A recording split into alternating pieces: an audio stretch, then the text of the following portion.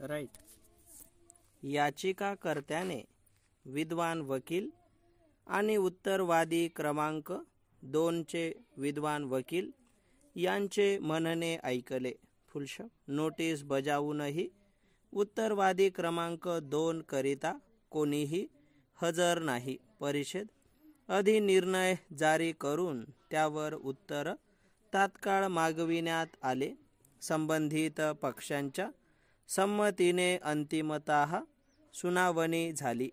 या याचिकेत उत्तरवादी क्रमांक 2 ने दिलेल्या सेवेकरिता सूक्ष्म लघु आणि मध्यम उद्योग विकास कायदा 2006 च्या कलम 15 अन्वये शेष रक्कम रुपये 21,53,217 मान्य करण्याच्या तसेच कलम 16 अन्वये सदर रकमेवर व्याज देण्याचे उत्तरवादी क्रमांक 1 सूक्ष्म आणि लघु उद्योग सुविधा परिषदेने दिनांक 11/1/2022 पारित केलेल्या आदेशाला आव्हान दिले आहे। परिषद उत्तरवादी क्रमांक 2 याने MSMED कायद्याच्या कलम 18 सह कलम 15, 16 आणि 17 अन्वये उत्तरवादी क्रमांक 1 यांच्या समक्ष याचिका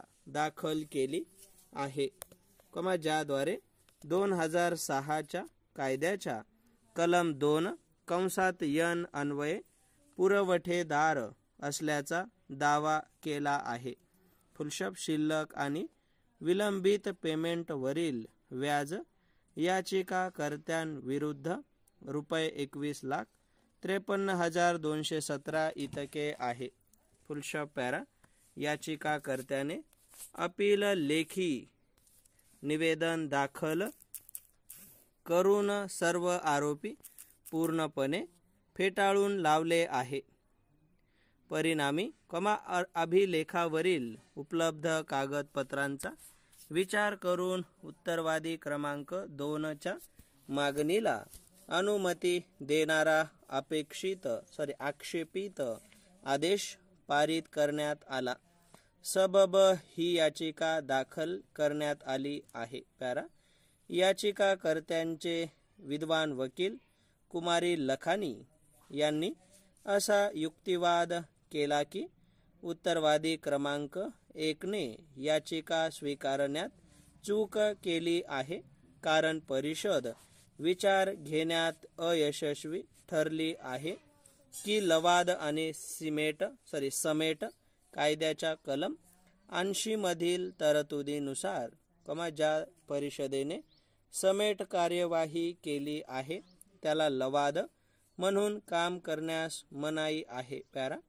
येथे असे सादर करण्यात येते की सध्याच्या प्रकरणात उत्तरवादी क्रमांक 1 ने याचिकाकर्ता आणि उत्तरवादी क्रमांक 2 यांच्यात समेट कार्यवाही केली आणि ती अयशस्वी ठरल्यामुळे समाप्त केली। फुलशॉप।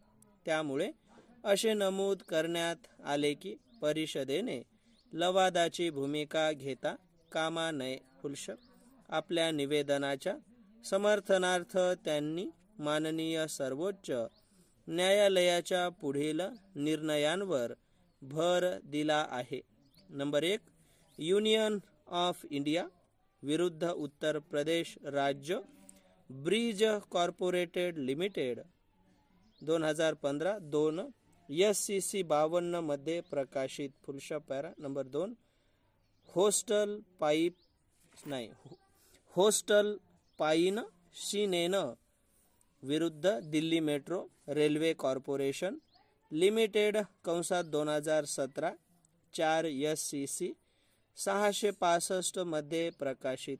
Para. Number 3, Ellora paper mills limited विरुद्ध मध्य प्रदेश राज्य 2022 3 SCC 1 मध्ये प्रकाशित। पॅरा। दुसरीकडे उत्तरवादी क्रमांक 2 च्या विद्वान वकिलाने प्रस्तुत रीट याचिकेला जोरदार विरोध केला, कारण संपूर्ण याचिका चुकीच्या विधानांवर आधारित आहे।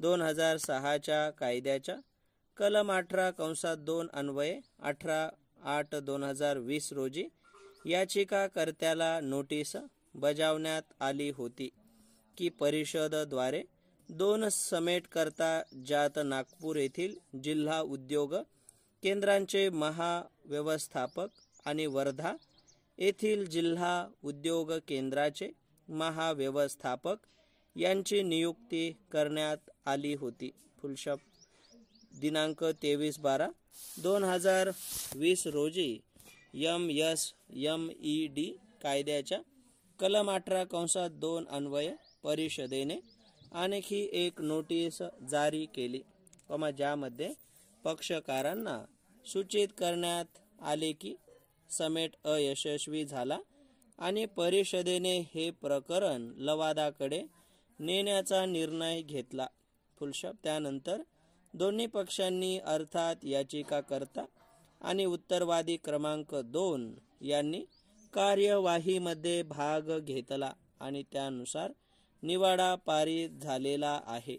येथे असे नमूद करण्यात येते की ज्या मंडळाने लवाद म्हणून काम पाहिले होते त्यापेक्षा तेथे समेटकर्त्यांचे स्वतंत्र मंडळ होते असे त्या निवाड्यात सुस्पष्टपणे निरीक्षण करण्यात आले होते.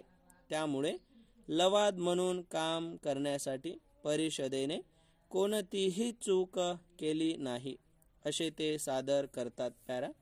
असे निदर्शनास आले की याचिकाकर्त्याने कधीही लवाद म्हणून परिषदेची भूमिका पार पाडण्यास विरोध केला नाही.